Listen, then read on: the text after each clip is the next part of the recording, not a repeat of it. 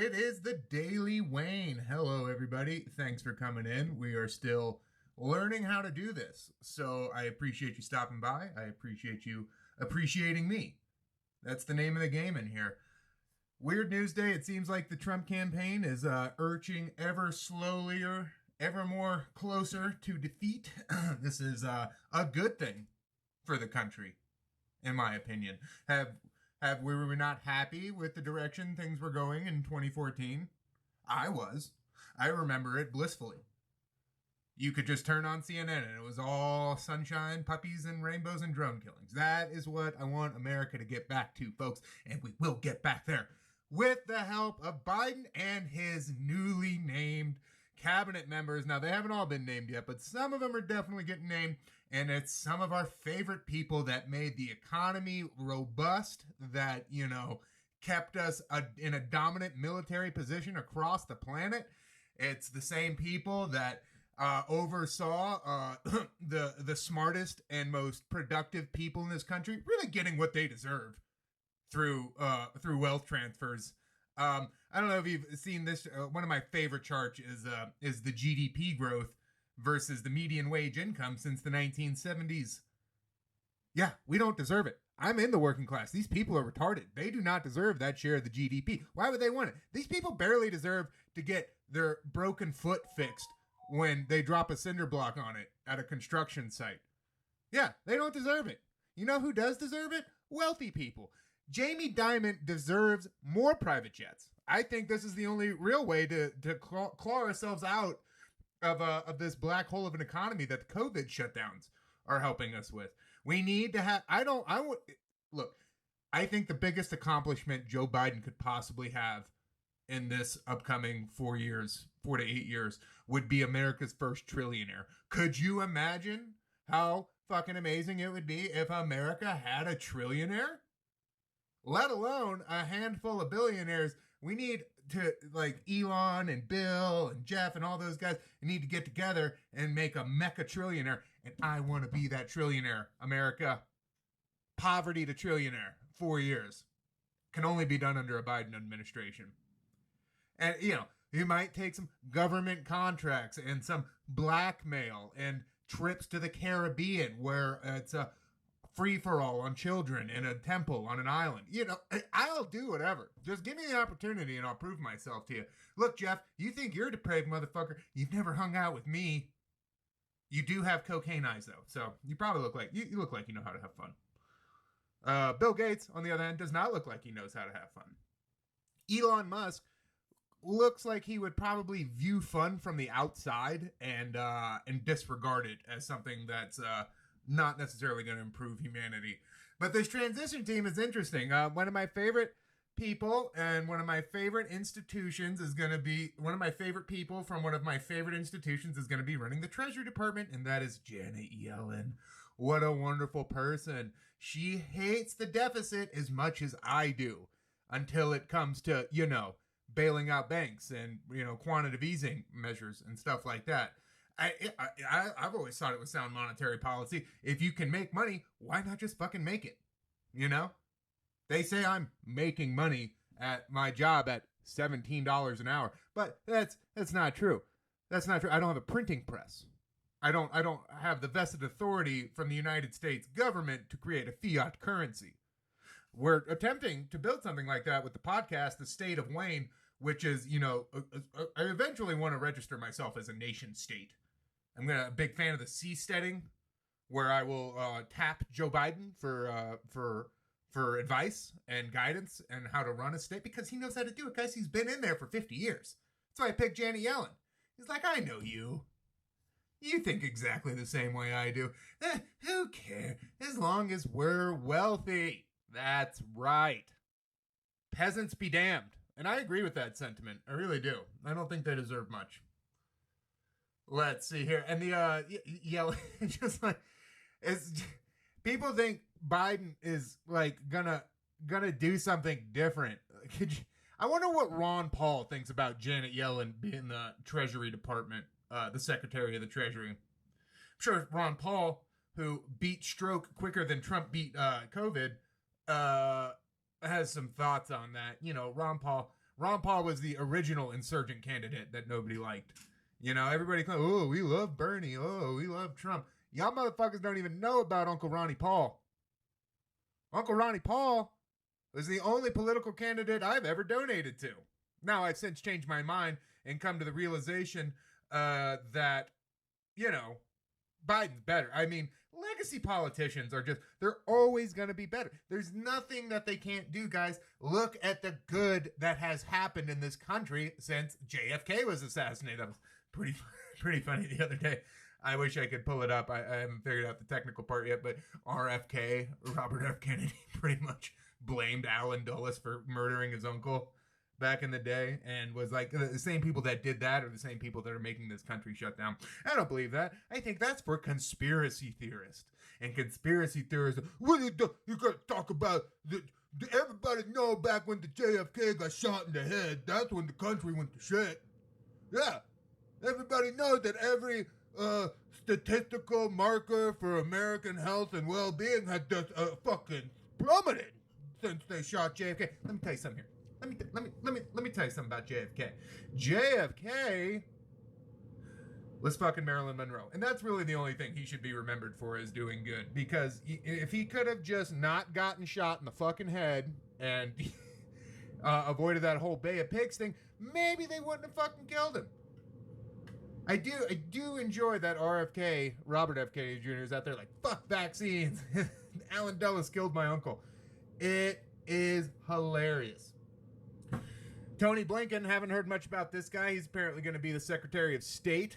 It's going to be interesting to see how that plays out. I'm sure he comes from modest means. I'm sure there's no ties to lobbying efforts or international endless foreign wars. No.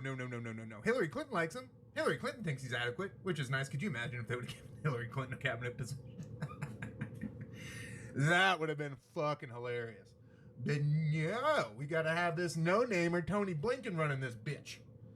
I'm sure he's going to bring some fundamental change to the United States foreign policy. I'm sure the wars are going to end. We've seen a lot of support from that from, got to make money in those places. Got to make money. And I'm not even against that. I know I've got a lot of buddies in the military, former military, yada, yada, yada, that are, oh no, we need a presence. I do think we need a presence there. It's called surgical spec ops teams that do strikes. You don't need a fucking standing army there. Afghanistan and Iraq are at this point nothing more than a fucking jobs program for generals to get a fucking star. You know, like, spec ops guys are going to do what spec ops guys do no matter what. So just manage them accordingly. I really don't feel like we need a massive presence militarily over there. You could have a fucking base in Kuwait, and you could have a base in Turkey, and you could pretty much just end shit before it even starts. But that would mean less bombs get dropped. That would mean less money for infrastructure building in those countries. And we can't have that. Because you know what Raytheon doesn't make? Special operations badasses. They don't make that. They can't sell those. So maybe, I'm pretty sure they're working on it. Raytheon, Northrop Grumman, those folks, they're probably going to have a robotic super soldier that they're going to be able to sell here soon. And that'll be nice. That'll be nice. We'll just get to understand that, you know, those brown people, it's not humans killing them anymore over there. No. It is fully automated robot technology programmed by Joe Biden himself to go out there and fuck up the lives of brown people. It's going to be great. I can't wait. Not that Trump was much better, by the way. Trump was pretty shitty on foreign policy there towards the end. He was like, oh shit, maybe if I make a play with peace, people will enjoy that. No. And then he's got the whole Israeli lobby, Jared Kushner, fucking real estate interests in West Bank settlements. That's hilarious. That's hilarious. Going to get into the new hot West Bank real estate game. Going to make a boatload. It's going to be fun. It's going to be fun. We're going to go out there. We're going to tell these Palestinians, get the fuck on out of here. God said this was our land. And we're going to build condos. Luxury condos in the middle of the fucking desert. I don't understand why anybody wants to live there. I've never been to Israel. There's a wall, I hear, and there's some, significance religious for the religious folks out there. But other than that, it seems like a fucking desert. Why is the desert such a hot topic? Why does everybody want to be in the desert? Couldn't have anything to do with lithium veins and poppy fields and oil gas pipeline. No, it's the vistas and the views. That's why we like the desert in the middle part of the world. Yeah. Maybe the Egyptians are like, oh, fuck it. We can't go nowhere. Let's just build a pyramid right here. That's a weird Persian, Egyptian type accent. I do apologize for poor accents and poor impersonations. I'm not that good at them. I'm trying to get better, though. That's where you, the audience, come in. You're going to help me get better. We're going to do this every day for the next couple of years. And then in, hopefully 2 to 3 years' time, I'll be able to do super chats where I make hundreds of dollars a day. And then we'll have cool contests, and I won't be a part of the working class, and you can look up to me as a savior. I want to be a savior, and I feel like I can do. I don't feel like I'll be as good as Jesus. No, nobody was as good as Jesus. Not even Jesus was as good as Jesus. You got to remember, Jesus is also God, and he fell short a little bit, I would think. I mean, can you imagine this, being the son of God and becoming a carpenter? I'd be pissed the fuck off. I'd be like, God damn it, Dad, you couldn't at least get me into a decent school? This is bullshit. Secretary of Defense has yet to be named. I for one, am going to be the first to nominate either James Clapper or John Bolton. I think those two people really, really, really understand the military and how to exploit it, which is what it's there for. It's not there to protect American interests. What are you playing, kindergarten over here? No. The military is used to enrich people and get promotions for brass. That's what it's there for. And, oh yeah, there's another function for the military. Poor people and the only chance at them escaping poverty and receiving an education and maybe traveling outside of whatever bumfuck town they're from. You join the military, you're not going to die at 25 from an opioid overdose in Wilkesboro, North Carolina. It's not going to happen. It might happen.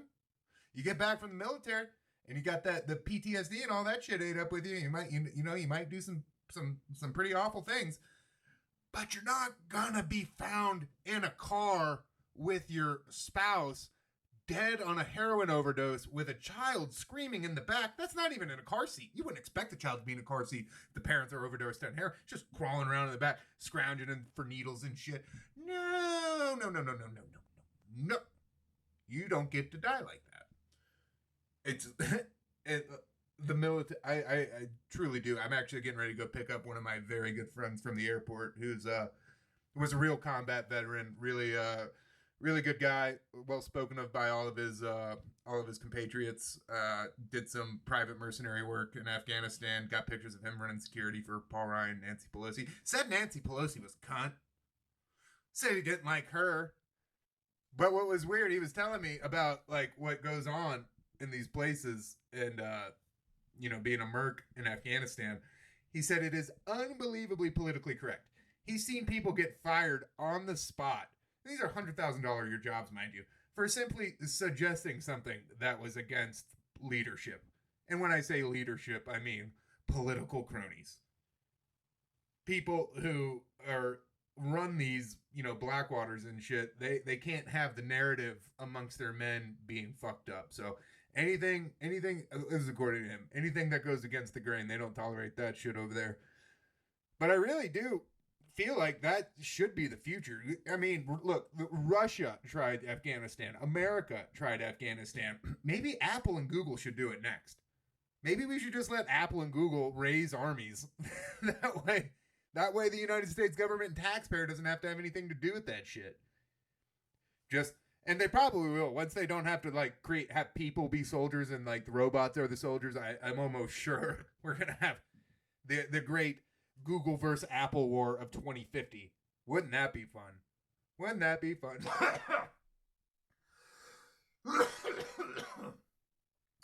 Wouldn't that be fun? You talk so long on here.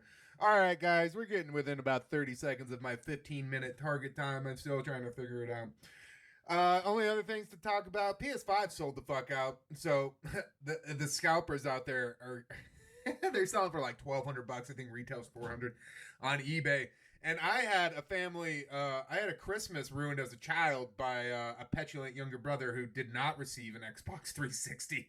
on Christmas Day, even after my father bought a Xbox 360 box and casing off of eBay for whatever it was going for back in the day.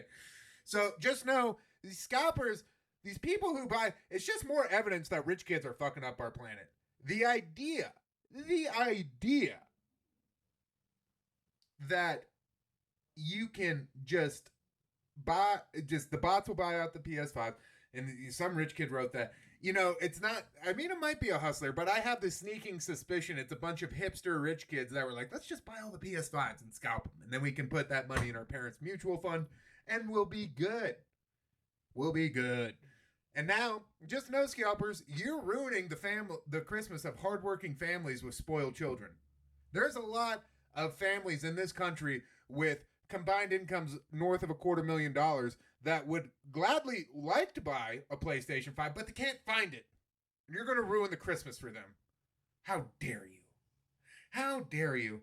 Those kids, they're going to slide down their wraparound banisters down to their 20-foot tall fake tree in the morning, and they're going to find toys, checks, probably savings bonds from the grandparents, because they're smart. They know how to do it. Probably buying life insurance policies on them that'll cash out when they're 20, because they're smart. But you know what they're not going to find?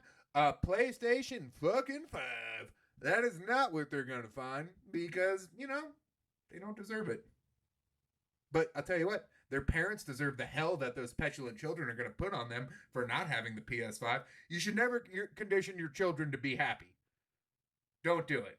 I'm not in favor of beating children, but I am in favor of toughening them up a bit via sarcasm and ridicule. I think that's really the most effective way to do it. You got to wait till a certain age. You know, a 6-year-old, derogatory humor is not going to land on a 6-year-old the way it will on a 13-year-old.